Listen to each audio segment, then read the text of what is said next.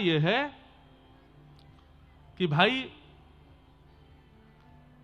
चुनाव बहुत लोग लड़ते हैं, लेकिन कुर्सी उसी को मिलती है जिसको जनता इलेक्ट करती है। ठीक वैसे ही पंडाल बहुत बड़ा है, व्यवस्थाएं बहुत बड़ी हैं, पर कथा में आते वही हैं जिनको ठाकुर जी सिलेक्ट करते हैं, चाहते हो।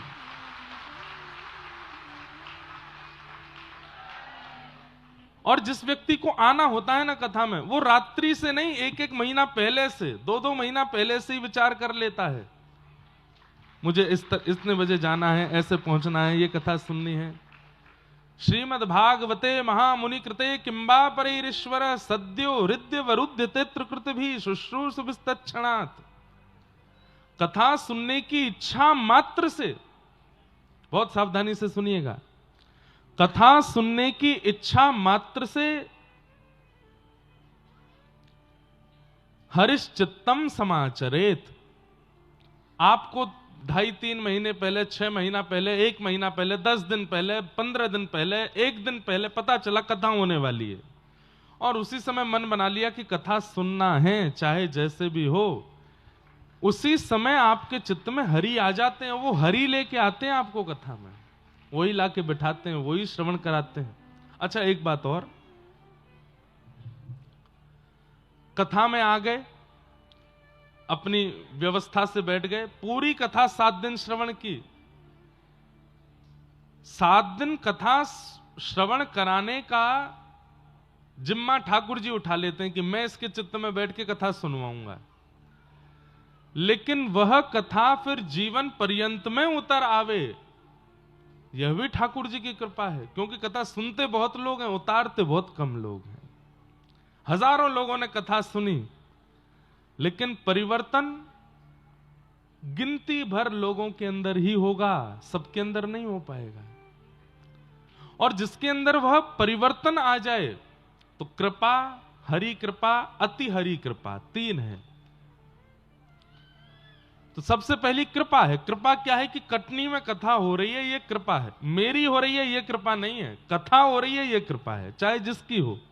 श्रीमद् भागवत की हो रही है तो मतलब कृपा है। आप उस कथा में जा रहे हो, ये हरि कृपा है, अति कृपा है। लेकिन कथा सुनने के बाद जीवन में उतारने की इच्छा भी हो रही है और आप उतार भी रहे हो, ये अति हरि कृपा है। तो कृपा 30,000 लोगों पे हो गई, नहीं, कृपा लाखों लोगों पे हो गई। पूरे कटनी पे कृपा हुई कि यहां कथा हो रही है, पर अति कृपा 25-30 हजार लोगों पर हो गई, क्योंकि वो कथा में आ रहे हैं। लेकिन अति हरि कृपा बुरा नहीं मानिएगा, 30,000 में से 30 में ही होगी बस। जो कथा सुन के उतारेंगे भी वो 30 ही लोग होंगे, सब नहीं। भगवान ने संपूर्ण महाभारत के मध्य में ज्ञान उपदेश किया, लेकिन उस ज्ञान को इंप्लीमेंट केवल अर्जुन ने किया। लाखों लोग थे वहां पर, लेकिन उतारा केवल अर्जुन ने। तो प्रार्थना यही है कि कल कथा विश्राम होगी, कृपा हो गई, अति कृपा हो गई। अब कल कथा के बाद में अगर जो सुना है वो उतरने लग जाए चित्त में, तो बस अति हरि कृपा के मार्ग पर आप चलिएगा, उसको उतारिएगा जीवन में, उसी से लाभ होगा, नहीं तो कोई लाभ नहीं। और ताली बजाने से तो बिल्कुल नहीं होगा। आप लोग इसलिए बजाते हो तो हाँ महाराज जी देखो हम पे अति हरि कृपा हो गई, हम उतारेंगे जीवन में, लेकिन हमें सब पता है कोई विशेष परिवर्तन आने वाला ज्यादा लोगों में नहीं है, और आ जाए तो ये बहुत बड़ी कृपा है। पूज्य महाराज जी का पावन सानिध्य हमको मिला। हाँ, आपकी नहीं पता, पर हम पर तो अति अति हरि कृपा हुई। क्यों? क्योंकि महाराज जी का सानिध्य हमको प्राप्त हुआ। हम तो कथा सुना रहे हैं, सुनाते रहेंगे, लेकिन साल भर में होने वाली कथाओं में, जिन कथाओं में आचार्य चरण सन्मुख विराजमान होकर के आशीष देते हुए श्रवण करते हैं, ये ठाकुर जी की अति अति कृपा है। बहुत रूखापन है भैया। आज बड़ी कृपा है कि आज हमारे देह के गुरु और आत्मा के गुरु दोनों एक साथ एक ही स्थान पर विराजमान होंगे। आत्मा के गुरु कौन होते हैं? जिनकी कृपा से आपको दीक्षा प्राप्त होती है, दिशा प्राप्त होती है, वो आपके आत्मा के गुरु हैं। और देह के गुरु तो पिता हैं ही।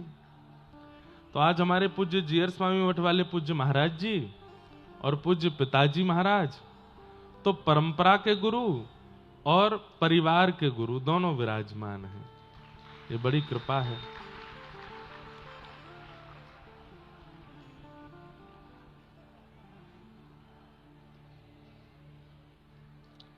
श्रीमन्नारायण नारायण नारायण,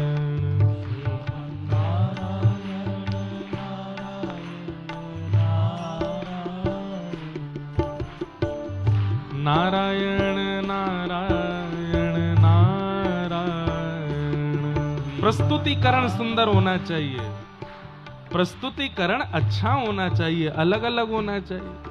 श्रीमन्नारायण नारायण नारायण, श्रीमन्नारायण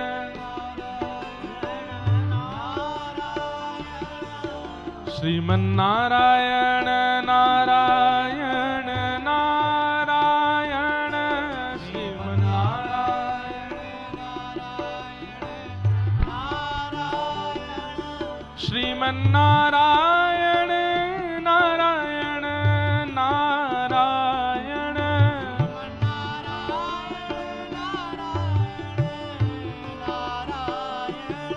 श्रीमन्नारायण नारायण नारायण,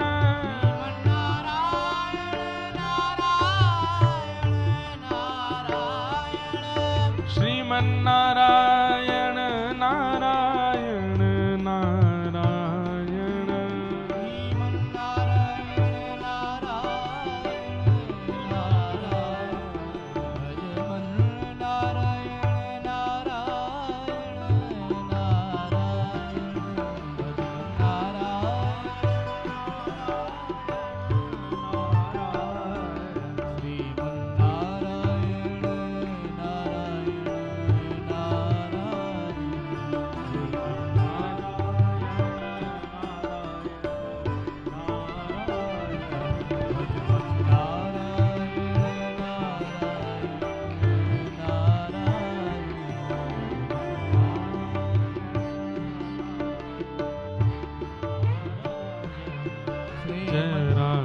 कृष्ण गोविंद गोपाल राधे माधवा, राधे कृष्ण गोविंद गोपाल राधे माधवा, गोविंद राधे माधवा, राधे माधवा। कटनी वालों, अरे भैया 6 दिना में कथा सुनिए, बाकी ऊर्जा दिखाई देनी चाहिए, न करताल बजा के गाओ भाव से।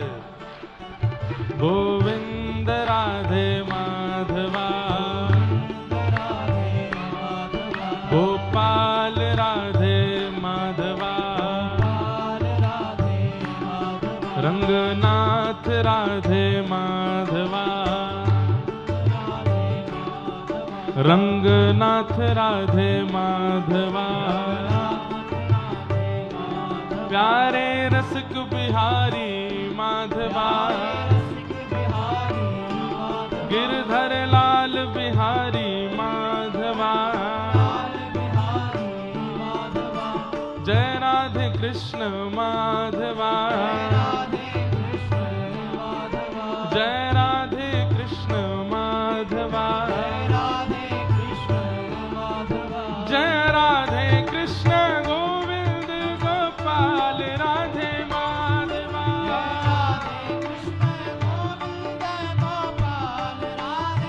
जय जय जय जय राधे कृष्ण गोविंद गोपाल राधे माधवा,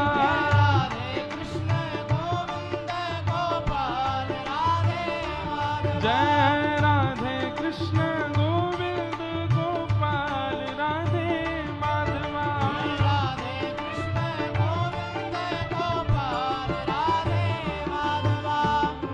बोलो सदगुरुदेव भगवान की जय। तो आज ये कृपा हुई है दास पे कि हमारी परंपरा जहां से है, ऐसे जीयर स्वामी मठ के पूज्य वर्तमान आचार्य चरण परम पूजनीय प्रातः स्मरणीय पूज्य महाराज जी विराजमान हैं। और दास को जिन्होंने अपनी परंपरा प्रदान की, अपनी व्यासपीठ प्रदान की, ऐसे हमारे देह और आत्मा दोनों के गुरु पूज्य गुरुदेव भगवान हम आप सबको आज दर्शन दे रहे हैं। ये बड़ी कृपा है। व्यस्तता कथाओं की इतनी ज्यादा रहती है कि पूज्य गुरुदेव भगवान से मिलना और उनके दर्शन करना, पिता पुत्र होते हुए भी हम लोगों का मिलना बहुत कम होता है। लेकिन ये संयोग है इस कथा में यहाँ, क्योंकि हमारी आचार्य परंपरा के द्वारा ये कथा आप सबको प्रसाद रूप में प्राप्त हो रही है। इसलिए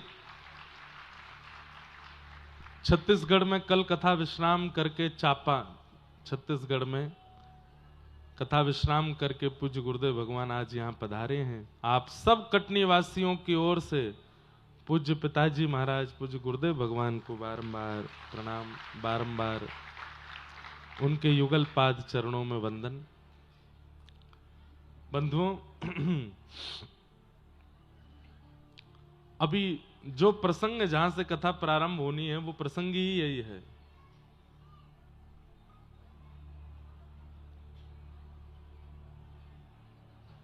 कि पिता गुरुस्त्वं जगतामधीशो दुरत्ययः काल उपात्तदण्ड हिताय स्वेच्छा तनुभिः समीहसे मानं विधुन्वन् जगदीश मानिना। कल हम आप सब लोगों ने व्रज लीला श्रवण की और ठाकुर जी की व्रज लीला में मधुर मधुर कुछ प्रसंगों को हम लोगों ने विस्तार से सुना। समय के अभाव के कारण कुछ प्रसंगों को जल्दी श्रवण करते हुए गोवर्धन पूजा तक हम लोग पहुंचे। वास्तव में पिता और गुरु ये दो शब्द अलग अलग हैं। वाकई में इनका अर्थ और इनमें विद्यमान होने वाले जो दृष्टा व्यक्ति हैं वो एक ही है, और वो साक्षात परमात्मा ही है। परमात्मा ही पिता हैं, परमात्मा ही गुरु हैं, या फिर ये कह लीजिए आपके जो गुरु हैं, आपके जो पिता हैं वो साक्षात परमात्मा ही हैं। इसी भाव से उनके प्रति दृढ़ संकल्पित होना चाहिए। बहुत ध्यान से सुनिए सब लोग। प्रहलाद जी महाराज को नृसिंह भगवान का दर्शन हुआ तो प्रहलाद जी इस बात को ये मानते हैं कि मैंने भजन किया, मैंने पुकारा, मैंने अपने ठाकुर जी का आवाहन किया, लेकिन इन सब में भी एक बहुत बड़ा तप मेरा ये था कि मैं अपने पिता को साक्षात परमात्मा ही मानता हूं। भले ही उनके पिता हिरण्यकश्यप थे, पर प्रहलाद नित्य अपने पिता को प्रणाम करते हैं। तो कहीं ना कहीं नृसिंह भगवान के दर्शन का फल जो प्रहलाद जी को प्राप्त हुआ उसमें उनके पिता की सेवा भी है। पिता और गुरु की सेवा यदि कोई व्यक्ति करे तो भले ही उसके बाकी के साधन ना बन पा रहे हों, लेकिन माता पिता गुरु की सेवा का साधन भी उसको भगवत प्राप्ति करा सकता है। और इसका प्रत्यक्ष प्रमाण है महाराष्ट्र के पंढरीनाथ भगवान को जिन्होंने प्रकट किया, ऐसे श्री पुंडलीक। पुंडलीक भक्त की कथा बहुत कम हमारे उत्तर भारत में लोग जानते हैं। ये पहले भक्त नहीं थे। अपने माता पिता के प्रति इनकी श्रद्धा भावना नहीं थी। एक बार मां ने कहा कि बेटा हम वयोवृद्ध हो रहे हैं, तीर्थ यात्रा करवा लाओ, हमारे लिए रथ की व्यवस्था या पालकी की व्यवस्था कर दो, हम तीर्थ यात्रा कर लेंगे। तो पुंडलीक बोले कि भगवान ने 2 पैर दिए हैं, चल के चले जाओ, अब मेरे पीछे क्यों पड़े हो कि पालकी लाऊं, रथ लाऊं या कुछ लेके आऊं। तो माता पिता बोले कि दुर्भाग्य से ऐसा पुत्र है, अब क्या कर सकते हैं, चले गए। यहां पुंडलीक के कुछ मित्र, एक मित्र बड़ा धनवान था, वो रथ लेकर के आया और अपने मित्र पुंडलीक से बोला, चलो मैं नया रथ लेके आया हूं, थोड़ा घूमने चलते हैं। पुंडलीक बोला, हाँ चलो।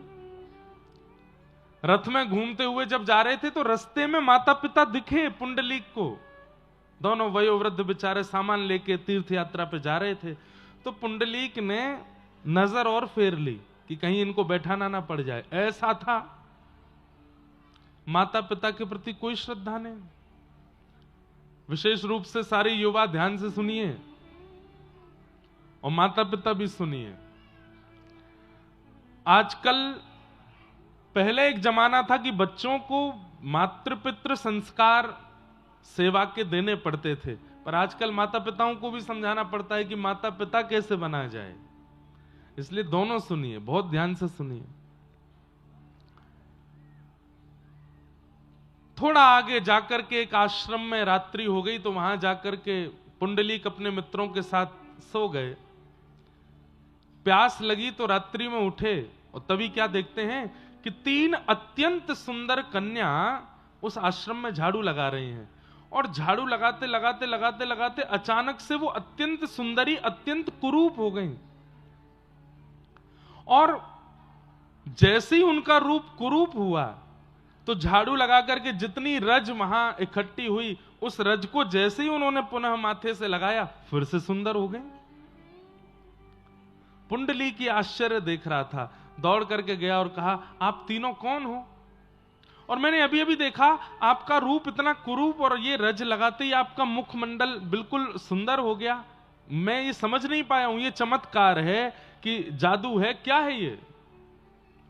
तब उन तीनों ने परिचय दिया कि हम इस भारत में बहने वाली शुद्ध पवित्र नदियां हैं। लोग बाग हम में स्नान करके अपने पापों को धो जाते हैं, तो हमारा रूप जो सुंदर है वो कुरूप हो जाता है। तब अपने उस लोगों के जो पाप हमारे अंदर आए हैं उनको नष्ट करने के लिए हम भारतवर्ष के आश्रमों में जाते हैं और वहां जाकर के गुरुजनों के, वयोवृद्धों के जो चरण रज है उसको अपने माथे से लगाते हैं, तो उससे हमारे जितना भी कुरूपता है, जितने भी लोगों के पाप भीतर आए, सब नष्ट हो जाते हैं। पुंडलीक बोला कि मतलब जीवन में चाहे जितने पाप किए हों, उन पापों का प्रायश्चित धाम जाने से, तीर्थ जाने से, नदी स्नान करने से तो होता है, ये रज लगाने से भी होता है। तब वो तीनों नदियां बोली कि धाम जाने से, तीर्थ जाने से, नदी स्नान करने से होगा, यह भी कंफर्म नहीं है, लेकिन घर में विराजमान माता पिता और सदगुरु के नित्य चरण रज लगाने से तो नित्य पाप नष्ट होते हैं। ये प्रत्यक्ष है, ये प्रमाणित है।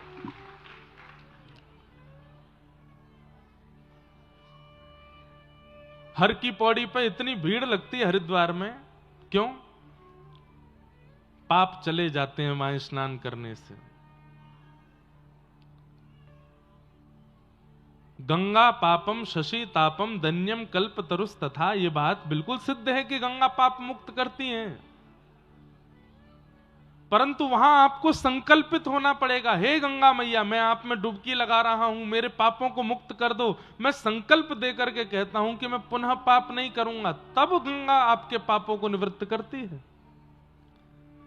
अगर गंगा में स्नान करने के बाद पुनः पाप की ओर आप जाने वाले हैं तो पाप नष्ट नहीं होगा। पर घर में विराजमान माता पिता, उनको संकल्प नहीं देना पड़ता, उनको तो आप नित्य प्रणाम करो, बस प्रणाम करने मात्र से वो हृदय से चाहेंगे कि आपके सारे पाप नष्ट हो जाएं। पुंडलीक समझ गए और उसी समय दौड़ करके गए और अपने माता पिता को बीच रास्ते में ही रथ में विराजमान किया, घर ले गए और घर ले जाकर के कहा कि अब तीर्थ आपको नहीं जाने पड़ेंगे, मैं आपकी यही सेवा करता रहूंगा, और यहीं तीर्थों का जल, तीर्थों का प्रसाद आ जाएगा। और ज्यादा इच्छा होगी तो अब तीर्थ आएंगे यहां पर, आप कहीं नहीं जाएंगे, मैं आपकी सेवा करूंगा। और माता पिता को घर पर लेकर के इतने परम भक्त हो गए पुंडलीक, चरण दबाते हैं, भोजन कराते हैं, स्नान कराते हैं, उठाते हैं, बिठाते हैं, खिलाते हैं। इतनी सेवा की अपने माता पिता की, मतलब जैसे कोई व्यक्ति अपने ठाकुर सेवा में रत रहता है, ऐसे पुंडलीक अपने माता पिता को ही विट्ठल और रुक्मणी मान करके सेवा करते थे कि ये विट्ठल हैं, ये रुक्मणी हैं। जैसे हम भक्त लोग चंदन घिस के ठाकुर जी को लगाते हैं, पुंडलीक चंदन घिस के अपने माता पिता को लगाता है। हम लोग बाजार जाकर के मिष्ठान ठाकुर जी के भोग के लिए लगाते हैं, पुंडलीक घर में सामग्री बना के अपने माता पिता को भोग लगाते हैं। हम लोग पुष्प चयन करके ठाकुर जी के चरणों में अर्पित करते हैं, पुंडलीक पुष्प चयन करके माता पिता के चरणों में अर्पित करते हैं। मतलब संपूर्ण ठाकुर सेवा को माता पिता के रूप में करते हैं पुंडलीक।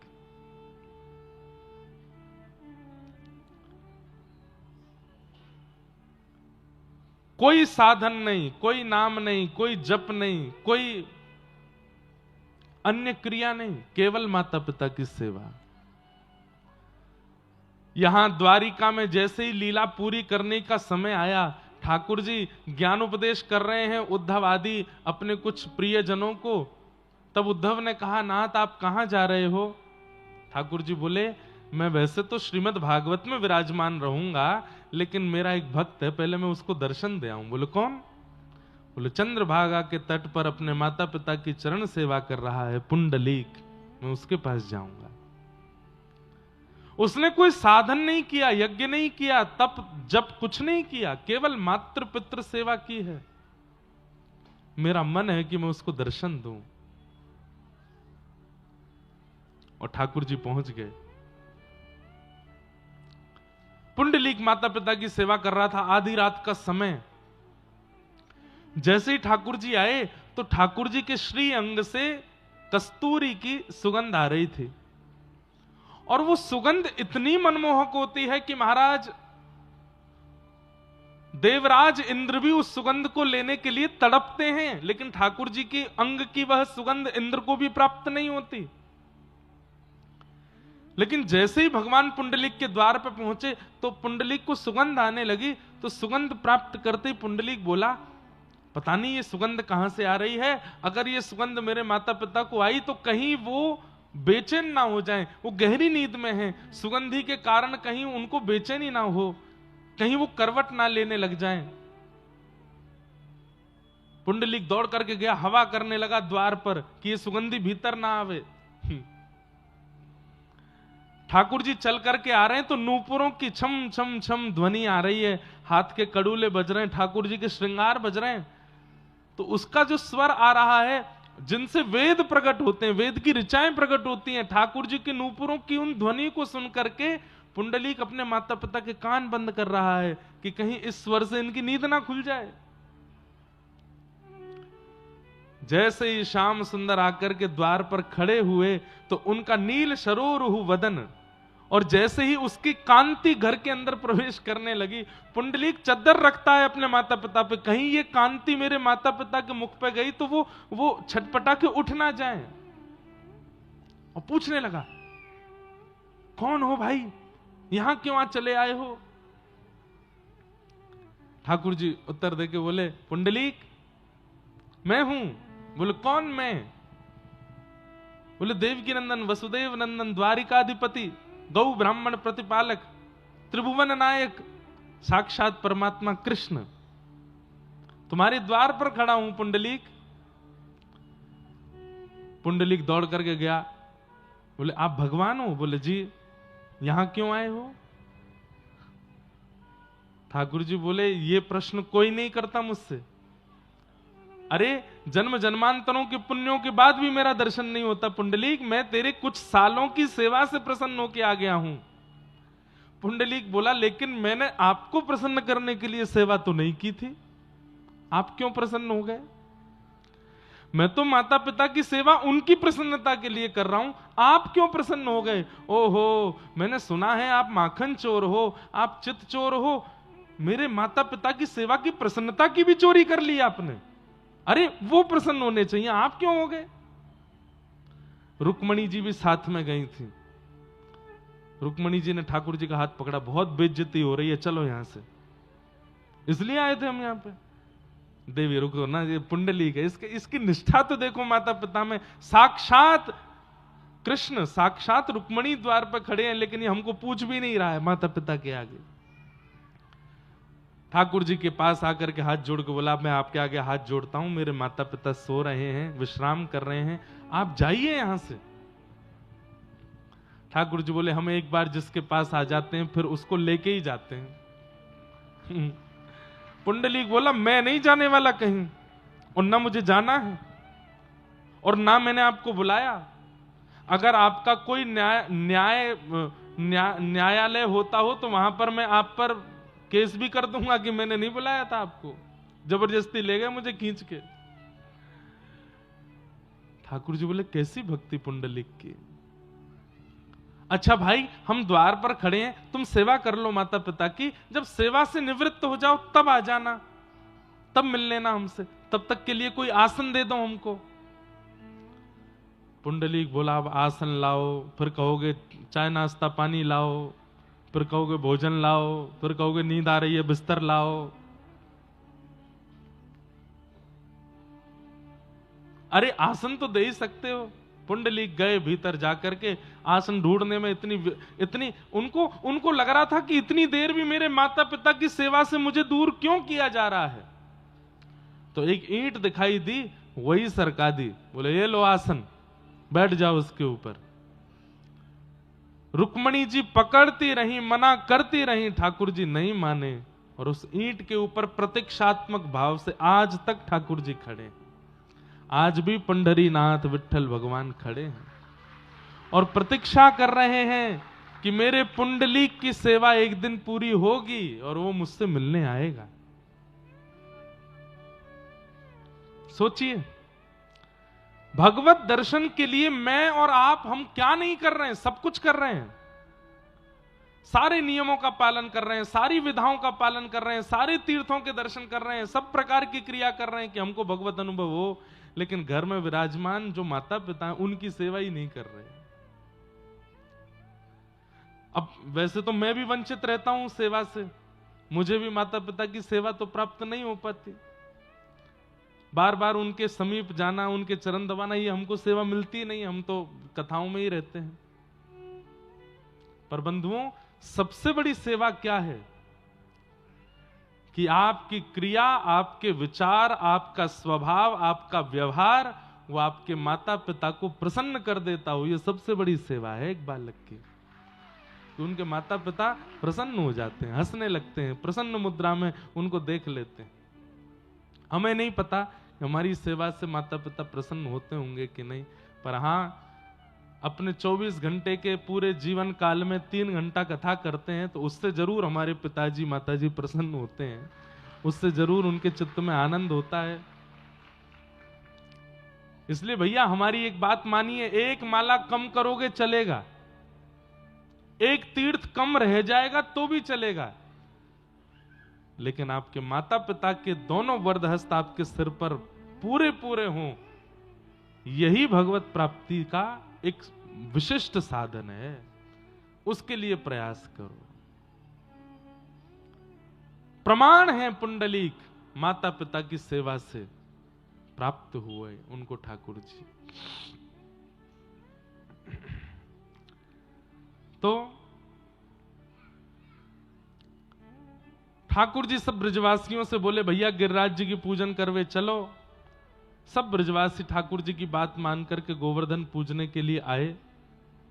बंधुओं, ये गिरिराज पूजन की कथा के पीछे एक दो बातें हैं, बहुत ध्यान से सुनिएगा। सबसे विशेष बात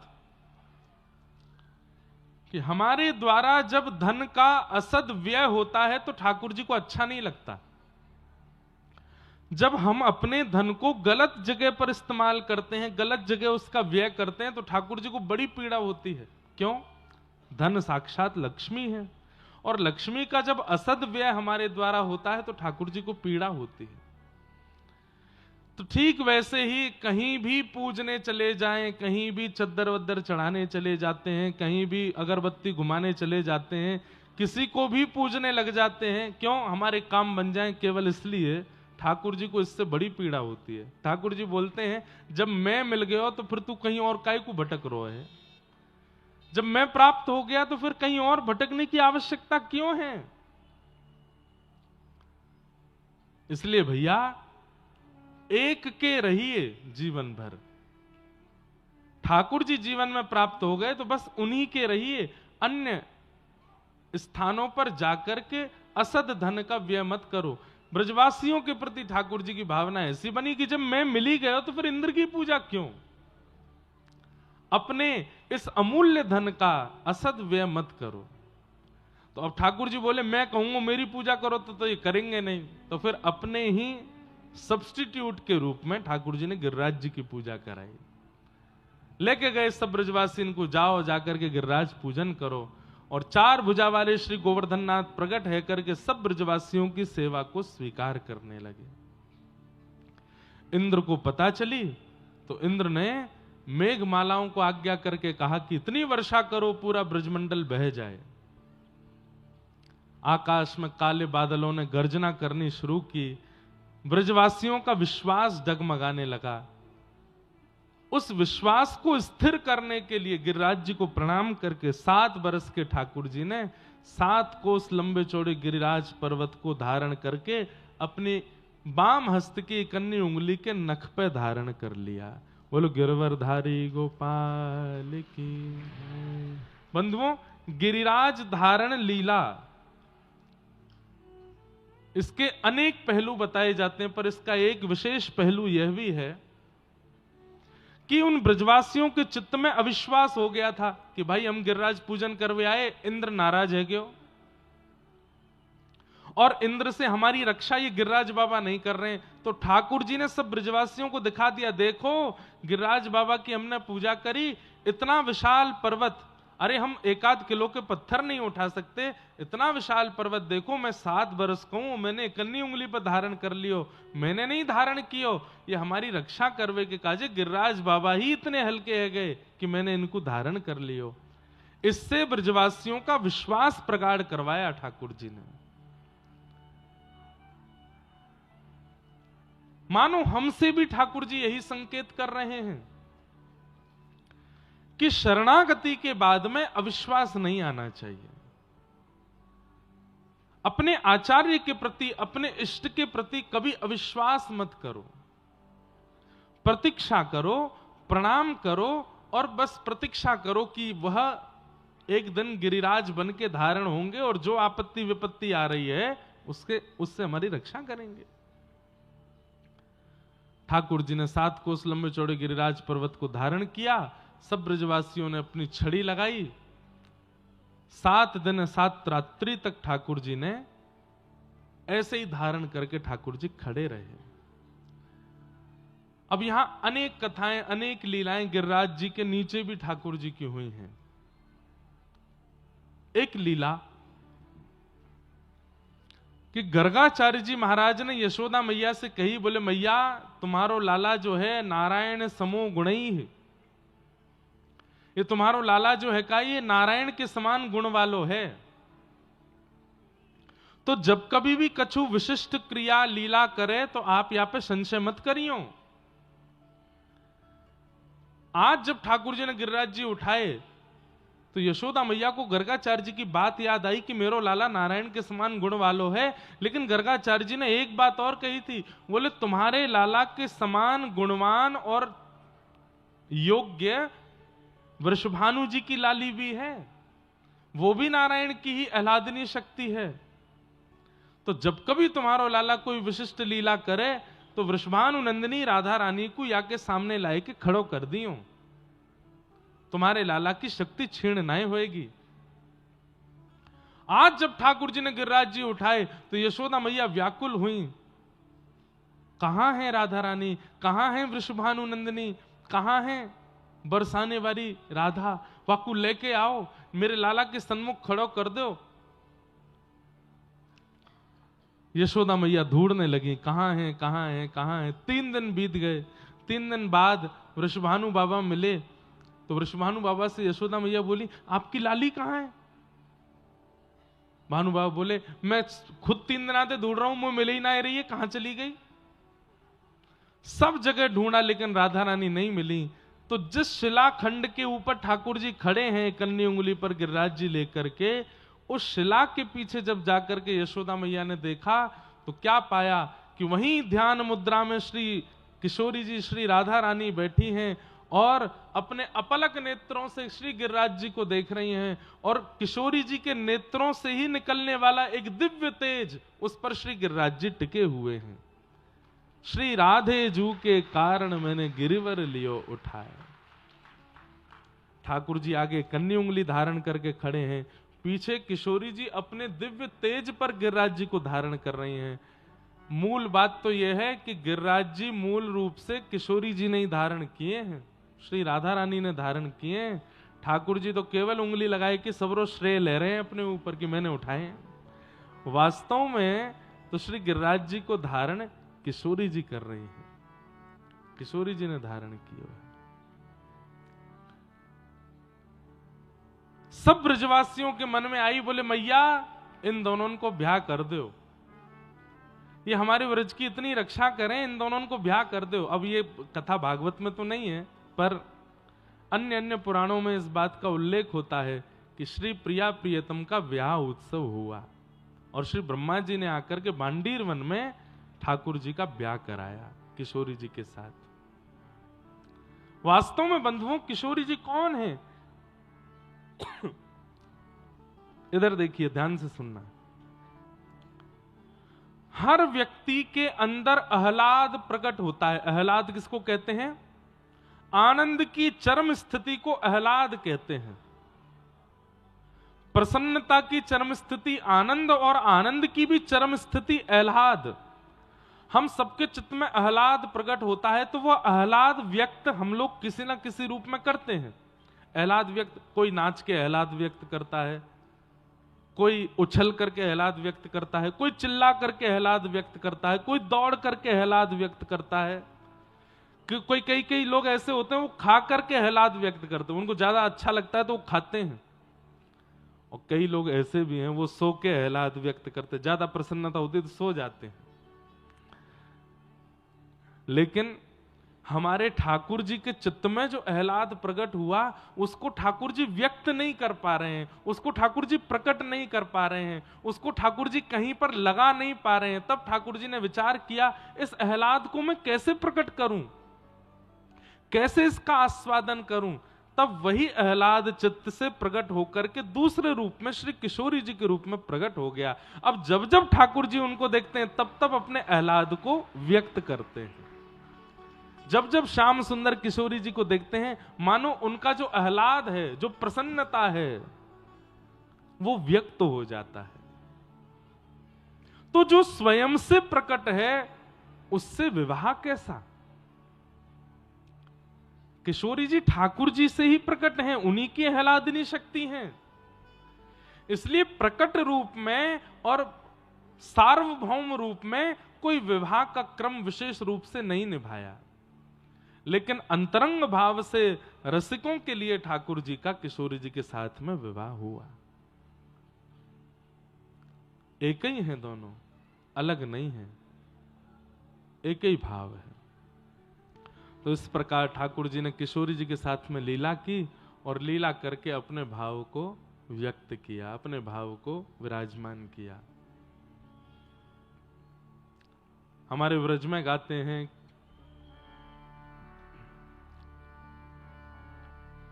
हो व्रज में रतन राधिका गोरी, व्रज में रतन राधिका गोरी, व्रज में रतन राधिका गोरी, व्रज में रतन राधिका गोरी, राधिका भोरी, राधिका गोरी, राधिका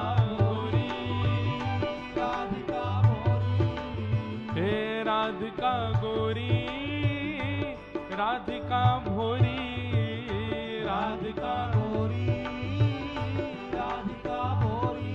हो ब्रज में, हाँ ब्रज में, हो ब्रज में रतन राधिका गोरी, हो ब्रज में रतन राधिका गोरी, हे ब्रज में रतन राधिका गोरी, बोलो वृषभानु दुलारी की।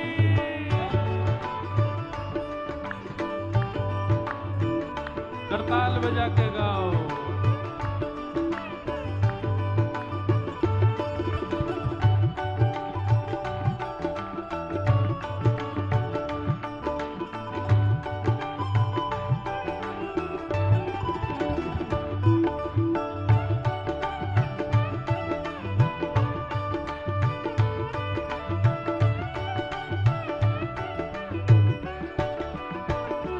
हो हरलीनी वृषभानु भवन ते,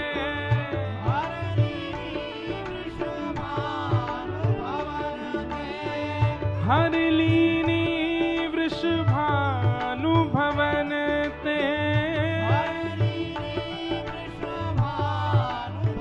हे वृषभानु भवन ते, वृषभानु भवन ते, हो हरलीनी वृषभानु भवन ते,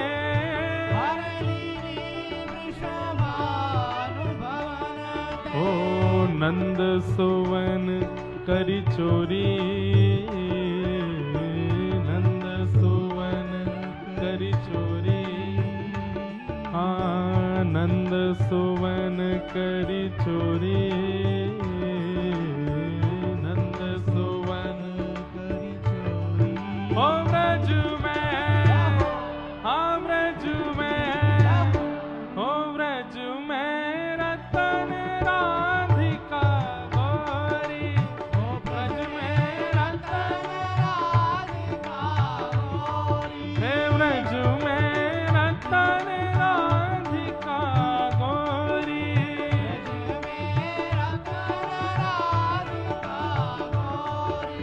हो राधिका गोरी, राधिका भोरी, राधिका गोरी, राधिका भोरी, हे राधिका गोरी, राधिका भोरी, राधिका भोरी, राधिका भोरी। हे ब्रज में, ओ ब्रज में, हाँ ब्रज में रतन राधिका गोरी,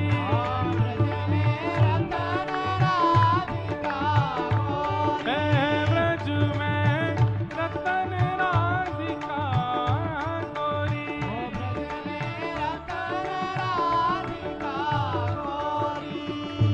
हे कुंज निकुंजन विहरत दो,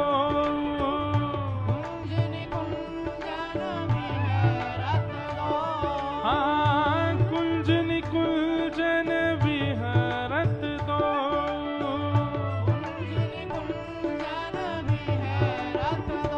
हाँ विहरत दो,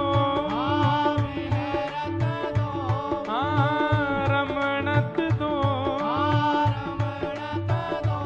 हो कुंज निकुंजन विहरत दो,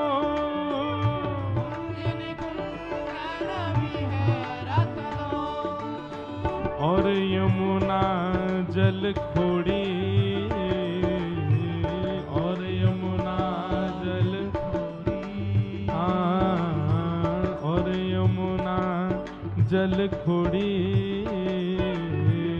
और यमुना जल खोड़ी, ओ ब्रज में, हाँ ब्रज में, ओ ब्रज में रतन राधिका गोरी,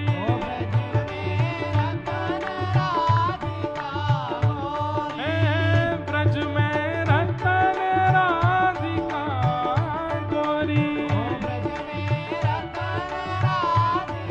वृष भानु दुलारी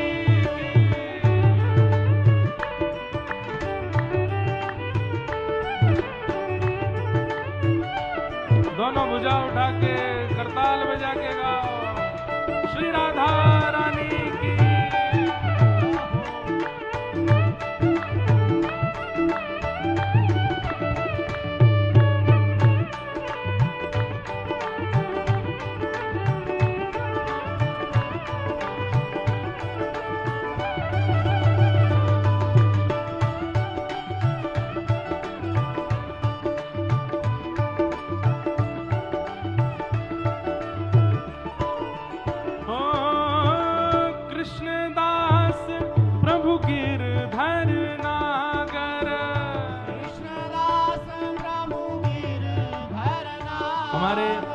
ब्रज में अष्ट सखा हुए, अष्ट छाप के कवि, उनमें से श्री कृष्णदास जी, बड़ी सुंदर लीलाएं हैं इनकी ठाकुर जी के संग। उनका पद है कृष्णदास प्रभु गिरधर नागर, कृष्णदास प्रभु गिरधर नागर, हे प्रभु गिरधर नागर,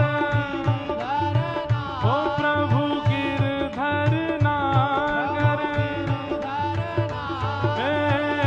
कृष्णदास प्रभु गिरधर नागर, कृष्णदास प्रभु गिरधर नागर, ओ नागरी नवल किशोरी, नागरी नवल ओ नागरी नवल किशोरी, नागरी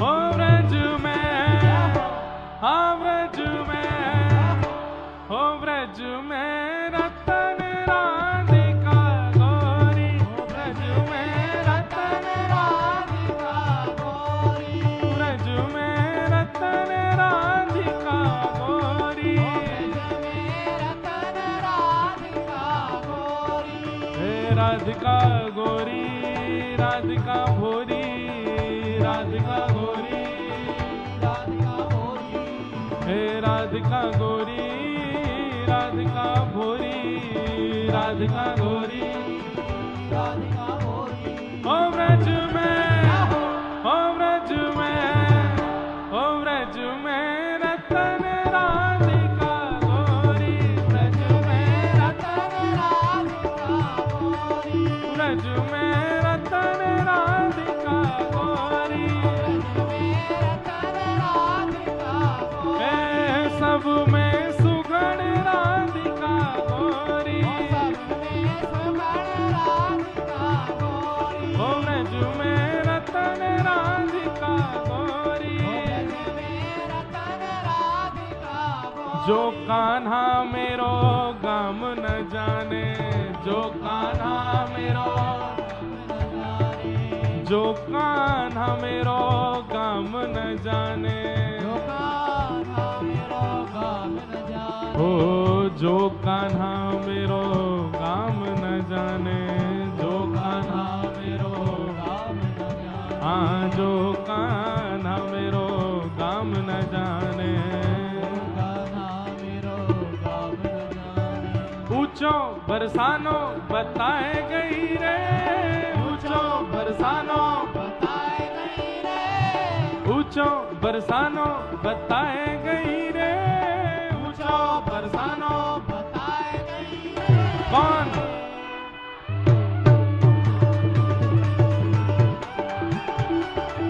देखो कल तो कथा विश्राम है, कल तो चले ही जाना है। अब ये 2 दिन आज और कल की कथा और है। कल कथा सुबह और है, सुबह 10 बजे से कथा है। तो बस ये 2 दिन ऐसो भाव है कि कथा के माध्यम से और श्री किशोरी जी के कीर्तन के माध्यम से ये कथा ऐसी स्मृति बन के बैठ जाए चित्त में, मन में, हृदय में कि कटनी वाले झूमते ही रहें। हमारी किशोरी जी के नाम में ऐसे है जाए महाराज कि बस कटनी वाले उन्हीं को याद करते रहें। ऊंचो बरसानो बताए गई रे, ऊंचो बरसानो बताए गई रे, ऊंचो बरसानो बताए गई रे, ऊंचो बरसानो बताए गई रे, बरसाने की छोरी राधा गोरी गोरी, बरसाने की छोरी राधा गोरी गोरी। जो कान्हा मेरो नाम न जाने, जो कान्हा मेरो नाम न जाने, जो कान्हा मेरो नाम न जाने, जो कान्हा मेरो नाम न जाने, हो मेरो नाम न जाने। नाम न जाने। और आपको पता हो ये होली को पद है, और हमारे ब्रजमंडल में वसंत पंचमी से लेकर के और एकादशी धुलेरी तक होली चला 40 दिना की। रोज ठाकुर जी को गुलाल लग रो है, तो इस भाव से ये रसिया होरी को गाय लो कि आज हम श्री भागवत जी को भी गुलाल लगा रहे हैं, होरी की नग बधाई दे रहे हैं। हो जो कान्हा मेरो नाम न जाने, जो कान्हा मेरो नाम न जाने, हाँ जो कान्हा मेरो नाम न जाने, जो कान्हा मेरो नाम न जाने, ओ मेरो नाम न जाने, नाम न जाने, मेरो नाम न जाने, नाम न जाने, ओ मेरो नाम न जाने, नाम न जाने, ओ ये तो कछु न जाने, सुनाए ओ मेरो नाम न जाने, नाम न जाने, मेरो नाम न जाने, नाम न जाने, जो कान्हा मेरो नाम न जाने, जो कान्हा मेरो नाम न जाने, ओ जो कान्हा मेरो नाम न जाने, कान्हा मेरो नाम न जाने, हाँ जो कान्हा मेरो नाम न जाने। कान्हा मेरो नाम न जाने, हे राधा रंगीली बताए गई रे, राधा रंगीली, बताए गई रे, राधा रंगीली बताए गई रे, राधा रंगीली, बताए गई रे, कौन बरसाने की छोरी राधा गोरी गोरी, बरसाने की छोरी राधा गोरी हो बरसाने की छोरी राधा गोरी गोरी, बरसाने की छोरी राधा गोरी गोरी, ओ करके इशारों बुलाए गई रे, करके इशारों, बुलाए गई रे, करके इशारों बुलाए गई रे, करके इशारों बुलाए गई रे, कौन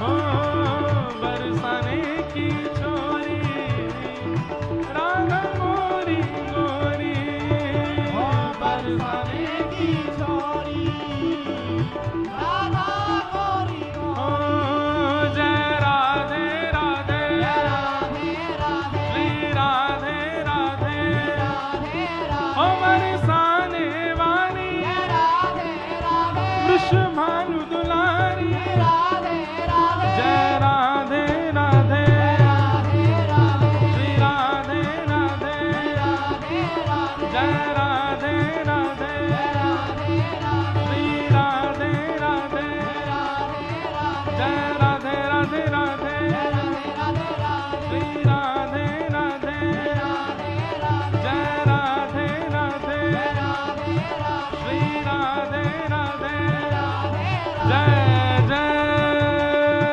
श्री राधे, जय जय श्री राधे, जय जय श्री राधे।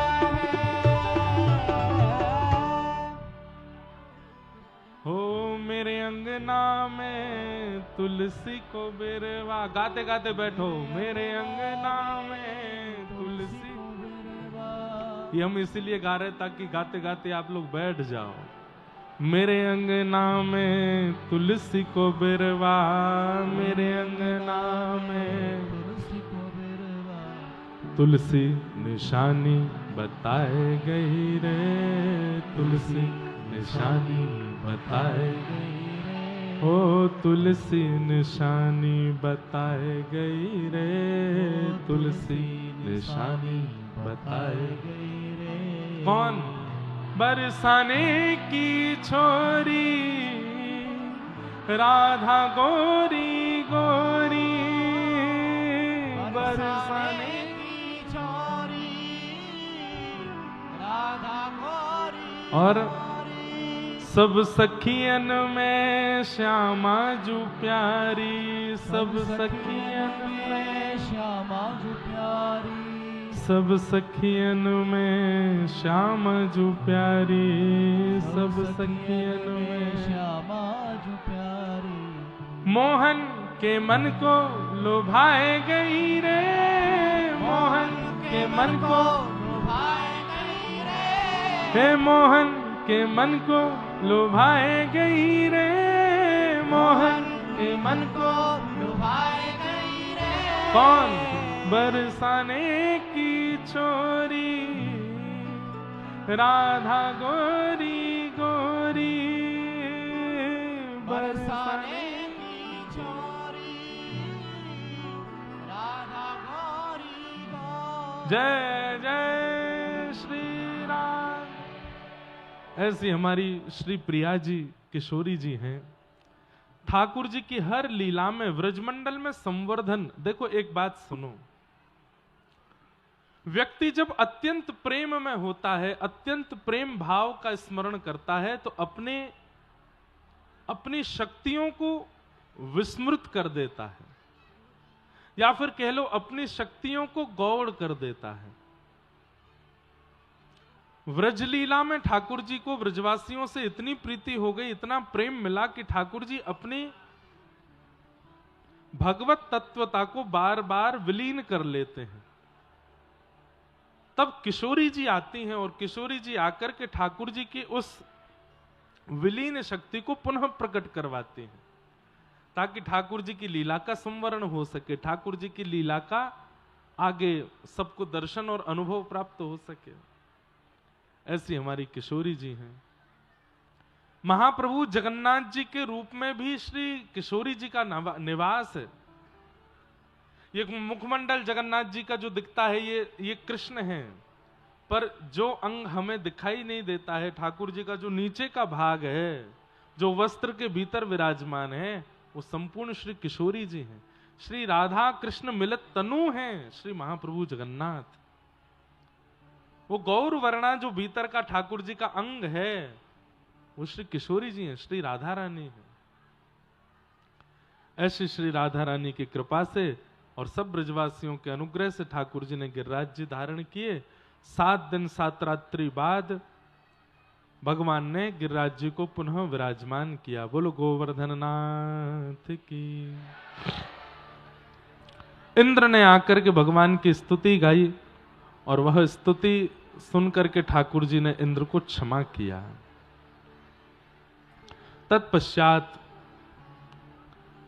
आगे के क्रम सुनाए गए, एकादशी नियम बताए गए। रात्रि काल में जागरण हुआ, ब्रजवासियों ने जागरण किया और श्री नंद बाबा, कुछ देव गंधर्व जन उन्हें नदी स्नान के समय अपने संग लेके चले गए। ठाकुर जी ने जाकर के उन्हें पुनः मुक्त कराया। तत्पश्चात रास पंचाध्याय का प्रसंग सुनाया गया। गैयाओं ने भगवान का नाम गोविंद रखा, यह लीला भी मध्य में आई। ठाकुर जी की लीला चल रही है और यहां अब रास पंचाध्याय का क्रम प्रारंभ होता है। भगवान पिता रात्रि शरदोत्फुल्ल मल्लिका विक्षरन्तुम मनश्चक्रे योग मायामुपाश्रितः।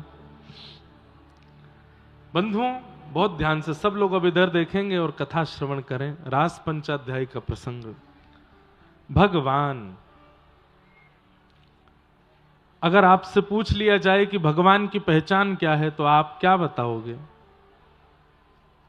यहां पर इतने सारे लोग बैठे हैं, इतने लोग कथा सुनने वाले, सत्संग करने वाले बैठे हैं। भगवान का परिचय दीजिए। कैसे दोगे परिचय ठाकुर जी का? और या फिर कभी ठाकुर जी सामने आ भी जाएं तो पहचानोगे कैसे कि ये भगवान है? कभी इस पर विचार किया? 6 लक्षणों से जो युक्त हैं उन्हें भगवान कहते हैं। ये 6 लक्षण जिसके अंदर हैं, या तो वो भगवान है या फिर भगवान का कोई अंश है, भगवान का कोई दूत है। बिल्कुल शांति का परिचय दो भैया। कोई ये बुलाए करो तो धीमे से ही बुलाए करो। हाँ ने भैया धीरे, पटकावारे भैया ने धीरे। सब लोग इधर देखो। उत्पत्ति प्रलयम चैव भूतानाम गति गति वेत्ति विद्याम अविद्याम च सवाच्यो भगवानिति। भगवान किसे कहते हैं? उत्पत्ति प्रलयम चैव। इस सृष्टि की उत्पत्ति जो जानते हैं, किसी से पूछा जाए कि सृष्टि की उत्पत्ति क्या, तो कोई नहीं बता पाएगा। कई लोग आंकड़े लगाएंगे, इतने 1000 वर्ष पहले, इतने लाख वर्ष पहले, इतने ये वर्ष पहले, लेकिन प्रामाणिक रूप से कोई नहीं बता सकता कि पृथ्वी की उत्पत्ति कब हुई। और प्रलयम चैव, प्रलय कब होगा, ये जो जानते हैं। ये 2 जानकारियां जिनके पास हैं, उत्पत्ति की और प्रलय की। हम आप सब लोग साइंस पर आसरतू रहते हैं। कितनी बार सुना जा चुका है कि अब प्रलय आ जाएगा। पहले सुना था 2012 में प्रलय आएगा, फिर सुना था 2020 में प्रलय आएगा, फिर सुना था कि किसी ग्रंथ में लिखा है कि 2025 में पूरी धरती खत्म हो जाएगी, और 2026 शुरू हो गया। पता नहीं प्रलय कब आएगा। तो लोग अपने आंकड़े लगाते रह जाएंगे, भविष्य कथन, भविष्यवाणियां होती रह जाएंगी, लेकिन प्रलय कब होगा ये सिवाय भगवान को किसी को नहीं पता। उत्पत्ति और प्रलयम चैव, ये जिनके पास जानकारी है, और जानकारी नहीं, उन्हीं से ही यह संभव हो सकता है। उत्पत्ति और प्रलय, इसके जो हेतु हैं वो भगवान। तो 2 लक्षण हो गए, उत्पत्ति प्रलयम चैव भूतानाम अगति गति। हमारी कहां गति है और कहां अगति है ये जिन्हें पता है। अगति गति। कई लोग खूब मुहूर्त दिखवाते हैं, बिल्कुल समय से घर से निकलते हैं, ब्राह्मणों से पूजन करा करके, पूरा नियम आदि करा करके अपनी दुकान बनाते हैं। बोले कि अब सब बढ़िया होगा। बिल्कुल अक्षय तृतीया पे ही दुकान का शटर खोला था पहली बार। 5 साल हो गए, कमाई नहीं हो रही, चले ही नहीं रहा काम, कुछ हो ही नहीं रहा। अब क्या करें? फिर कुछ और काम शुरू करते हैं, वो भी नहीं चल पाता। फिर तीसरा काम शुरू करते हैं, वो भी नहीं चल पाता। हमारी गति और अगति हम नहीं तय कर सकते। और एक बात कह दूं, बुरा नहीं मानिएगा, भविष्य कथन करने वाले या भविष्य रूप से बता देने वाले या किसी प्रकार से आपका भविष्य भाव, वह भी मुझे ऐसा लगता है कि किसी ने भविष्य तो सही ही बताया होगा कि भाई परसों तुम्हारे साथ ऐसा हो जाएगा या 1 साल बाद तुम्हारा ये काम बन जाएगा। लेकिन तभी ठाकुर जी देखते होंगे, अच्छा 1 साल बाद या को काम बनवे वारो, मैं बनने ही नहीं दूंगा। गति और अगति उनके हाथ है।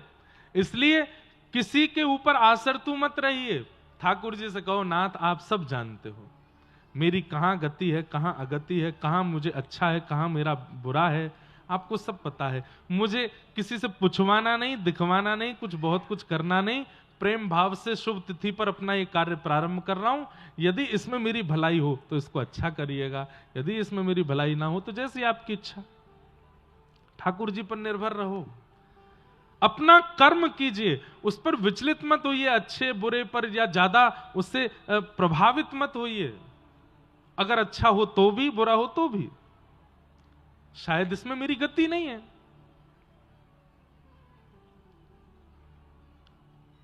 कर्म गति टाले नाही टरे, कर्म गति टाले नाही टरे। गुरु वशिष्ठ से अद्भुत ज्ञानी, गुरु वशिष्ठ जैसे अद्भुत ज्ञानी, उन्होंने क्या किया? देख के लगन धरे। श्री रघुनाथ जी और सिया जी की देख करके लगन रखी थी उन्होंने, सब कुछ विचार करके लगन लिखी थी कि भैया अब तो इनका ब्याह निश्चित ही मंगलकारी होगा। लेकिन हुआ क्या? सीता हरण मरण दशरथ को वन में फेर परे, कर्म गति टारे नाही टरे। वशिष्ठ जी से ज्यादा विद्वान तो इस वक्त धरा धरती पर कोई नहीं होगा। उन्होंने तो बड़ी सोच समझ के लगन लिखी थी, राम जी की सीता जी की पूरा मिलान किया था। लेकिन हुआ क्या? सीता हरण मरण दशरथ को, और वन में फिर 14 वर्ष वन में फिरे। पूरा पद है, मुझे पूरा पंक्ति पद याद नहीं है। एक पंक्ति में यह भी है, याद आ जाए तो गा दूं, बहुत अच्छा है। पांडवों के लिए आता है, जहां सारथी ही स्वयं कृष्ण हैं, जहां पर पग पग पर रक्षा करने वाले ही श्री कृष्ण हैं। लेकिन हुआ क्या? अज्ञातवास करना पड़ा पांडवों को, और उसके बाद भी अगर हस्तिनापुर का राज्य मिल गया तो कुछ समय बाद उसका त्याग करना पड़ा, नरक दर्शन करना पड़ा पांचों को थोड़ी थोड़ी देर के लिए। तो इसलिए भैया, कब कहां क्या होना है, गति अगति हम नहीं जानते, सब ठाकुर जी के हाथ है। तो भगवान किसको कहते हैं? जिसे उत्पत्ति और प्रलय का पता है, जिसे गति और अगति का पता है। कितने? 4 लक्षण हो गए, और 2 और कौन से हैं? वेत्ति विद्याम अविद्याम च सवाच्यो भगवानिति। विद्या और अविद्या, विद्या कहते हैं ज्ञान को, अविद्या कहते हैं अज्ञान को। तो जो 4 थे स्वविज्ञ स्वराट, जो अविज्ञ है, अनविज्ञ नहीं, ये सब जानते हैं। पूतना रूप बदल के आई, नेक में ही पहचान गए। कोई नहीं पहचान पाया पूतना को, ठाकुर जी पहचान गए। हनुमान जी रूप बदल करके आए, लेकिन ठाकुर जी नेक में ही पहचान गए। कौन है ये? तो जो सब जानते हैं, सब पता है उन्हें, क्या गलत है, क्या सही है, क्या ज्ञान है, क्या अज्ञान है, इन सबके जो द्योतक हैं, इन सबके जो अधिपति हैं, ये 6 लक्षण जिसमें हैं, उत्पत्ति, प्रलय, गति, अगति, विद्या और अविद्या, इनके जो ज्ञाता हैं उन्हें कहते हैं भगवान। सवाच्यो भगवान इति। ये 6 भग कहलाते हैं, और इन 6 भगों से जो युक्त हैं उन्हें भगवान कहते हैं। जैसे धनवान, धन से युक्त धनवान, ज्ञान से युक्त ज्ञानवान, विद्या से युक्त विद्वान, बल से युक्त बलवान, ऐसे ये 6 भग जिसके पास हैं वो भगवान। भगवान पिता रात्रि शरदोत्फुल्ल मल्लिका। यहां पर सुकाचार्य जी ने रासपंचाध्यायी के प्रारंभ में भगवान शब्द कह करके सबको सचेत कर दिया कि आगे वाली लीला में संशय मत करना।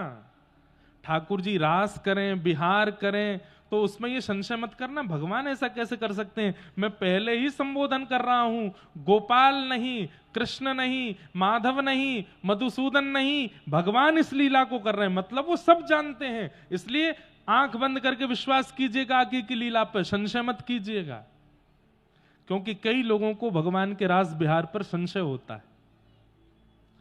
ठाकुर जी ने ये कैसे कर दिया, ठाकुर जी ऐसा कैसे कर सकते हैं। अरे आप तो चलो सामान्य मानव हो, परीक्षित जी को जब संशय हो सकता है, कृष्णं विदुः परम कांता न तु ब्रह्म तया मुने गुण प्रवाहो परमस्तासां गुणाधियां कथम। आप कैसे कह सकते हैं कि ये परमात्मा है? क्यों? बोले कि ये जितनी भी गोपियां हैं ये भगवान को कांत मान करके उनके पास जा रही हैं, उनके प्रति पति भाव रख करके जा रही हैं नाथ। तब शुकाचार्य जी को थोड़ा सा यहां पर क्रोध भी आया। उक्तम